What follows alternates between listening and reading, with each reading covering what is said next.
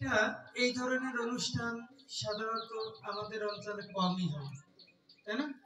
একটা শ্রাদ্ধের অনুষ্ঠান মানে আমরা তথাকথিত ভাবে বলি করি না, আমাদের আত্মীয় স্বজনকে নিমন্ত্রণ করি, তারা আসেন, এসে যে ক্রিয়াকর্মাদি আছে ব্রাহ্মণ সমাজে তাদের দিয়ে আমরা এই সুন্দর করে কাজটি করে আত্মীয় স্বজনকে ভোজনের আয়োজন করি।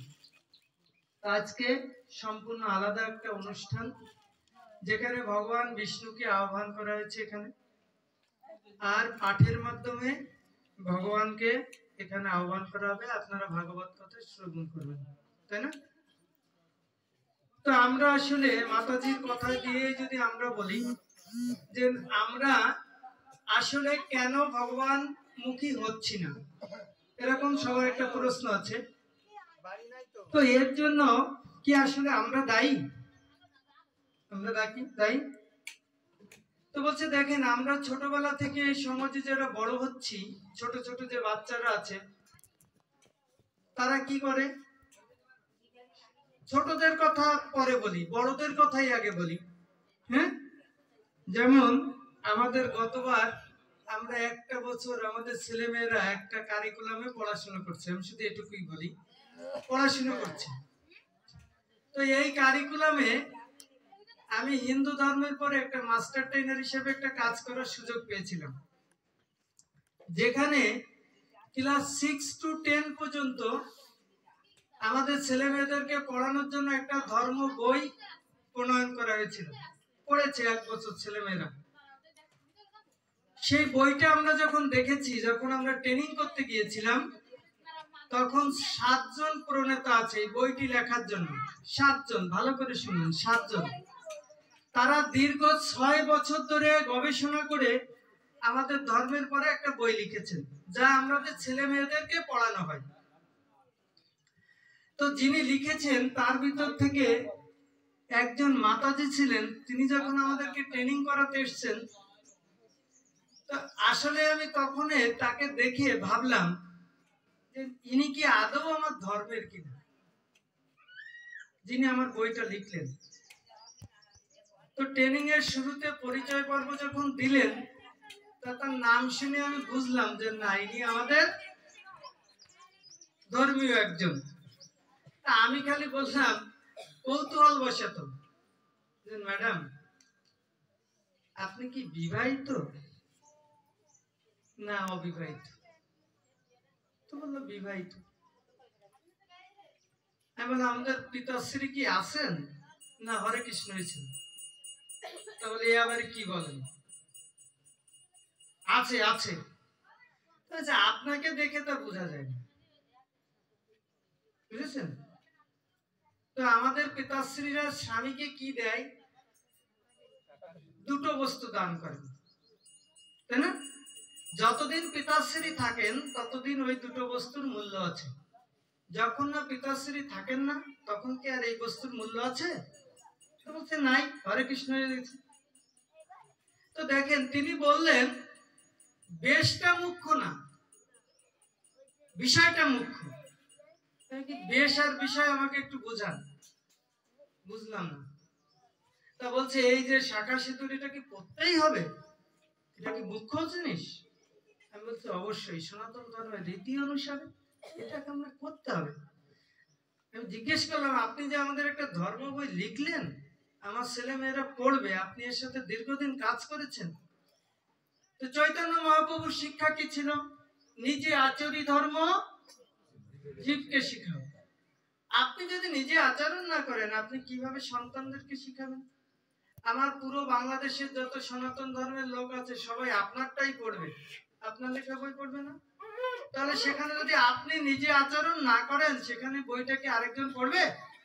আমার সন্তানাদি কি সেইভাবে শিখতে পারবে? বলেন পারবে? বলছেন না। বলছে আমাদের ওই জায়গাটাই সমস্যা থেকে গেছে। আমাদেরকে যারা পরিচালনা করছেন, আমাদের ধর্মটাকে যারা চালাচ্ছেন, তো বলছে সেখানেই ডিস্টার্ব থেকে গেছে, কাজ হচ্ছে না, সঠিক তথ্যটা আমার কাছে পৌঁছাচ্ছে না। গীতার যে শ্লোকগুলি আছে আমরা এক একজন এক একভাবে ব্যাখ্যা করছি, এক একজন এক একভাবে পড়ছি। ভগবান গীতাতে কাকে প্রণাম করার কথা বললেন? কাকে? সর্বধর্মান পরিত্যাজ্য মাম একং শরণং ব্রজ। আপনি কাকে প্রণাম করবেন গীতাতে? কৃষ্ণ।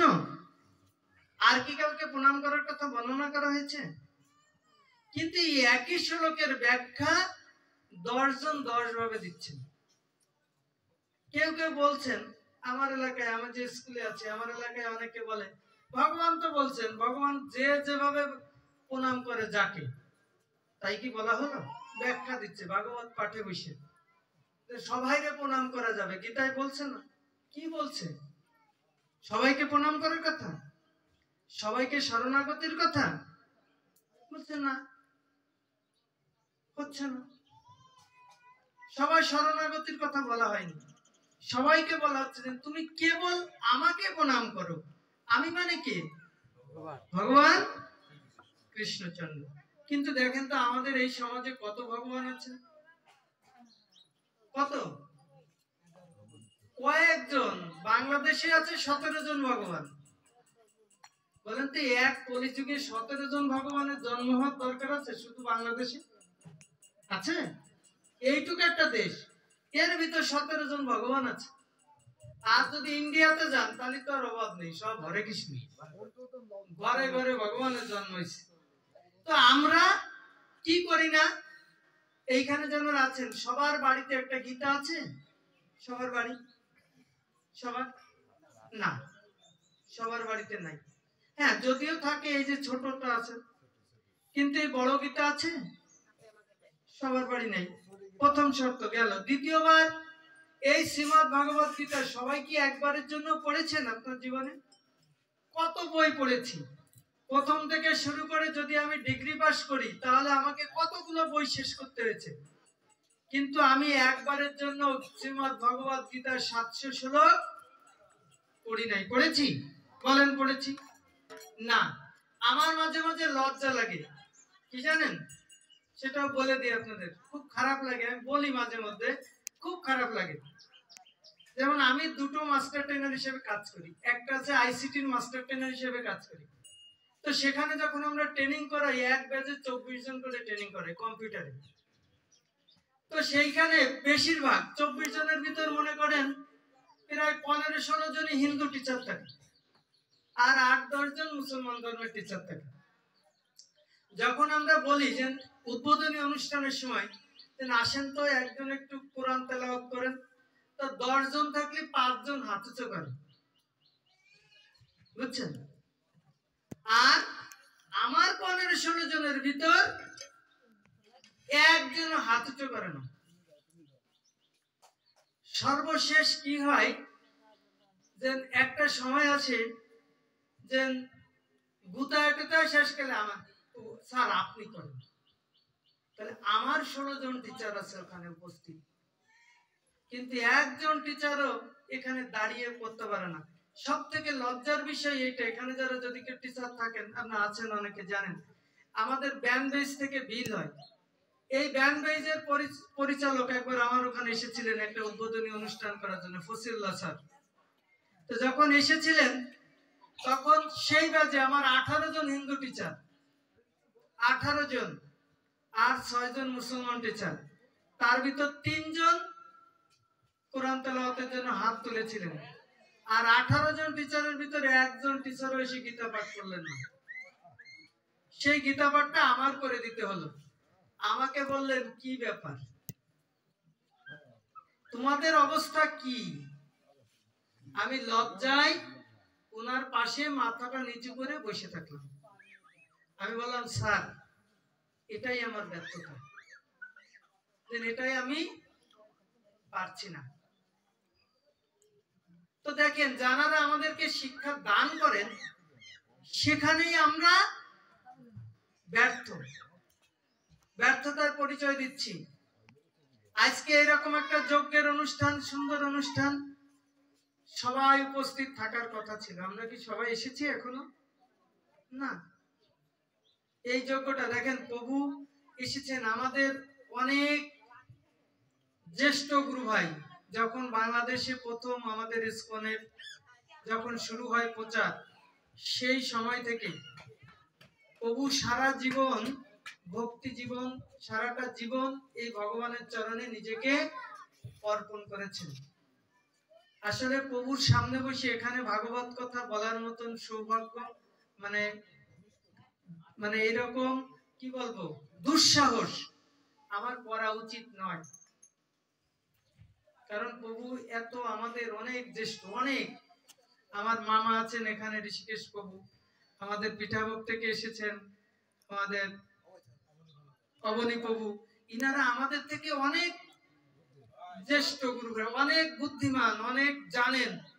ওনাদের কাছে আমরা আসলে কিছুই না, জিরো, শিশু মাত্র।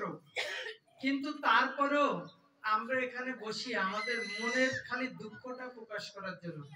আমাদের হিন্দু সমাজ আজকে আমরা কোথায় যাচ্ছি, আমাদের সমাজ যারা পরিচালনা করছেন তারা আজকে আমাদেরকে কি শেখাচ্ছেন? সনাতন ধর্মের নিয়ম যেটা আছে সেটা হচ্ছে যদি কাউকে সমাজ পরিচালনা করতে হয় তাকে অবশ্যই নিজেকে শিখতে হবে, নিজেকে ধর্ম পড়তে হবে এবং সেটা নিজের জীবনে আগে প্রয়োগ করতে হবে।